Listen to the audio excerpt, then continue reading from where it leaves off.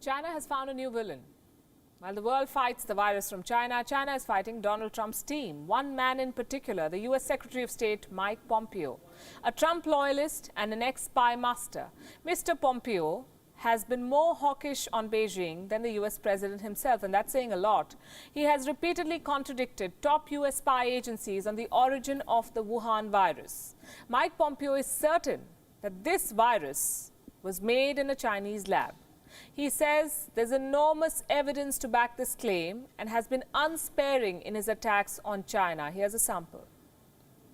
We strongly believe that the Chinese Communist Party did not report the outbreak of the new coronavirus in a timely fashion to the World Health Organization. China has a history of infecting the world, and they have a history of running substandard laboratories. I can tell you that there is a significant amount of evidence that this came from that laboratory in Wuhan. The CCP still has not shared the virus sample from inside of China with the outside world, making it impossible to track the disease's evolution.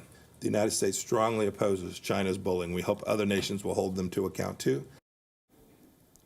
Stop bullying us, he said. Imagine this coming from one of the world's biggest bullies, the United States of America. It's all karma and China.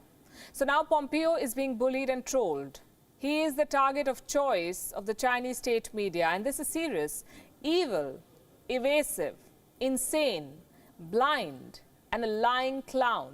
These are some of the names that Mike Pompeo has been called by China's official mouthpieces. China's Xinhua news agency published an opinion piece today. It says, and I'm quoting, "When the Pompeos and the Navarros attack China over transparency, they should know that they are the ones who tried to play down the dire threat of the disease."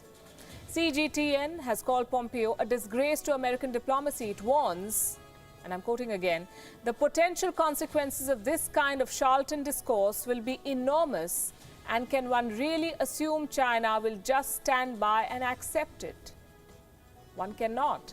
We know what the Chinese regime is capable of, and we know what the Chinese state media is capable of. Global Times has thrown religion into the debate. Why? But then again, why not?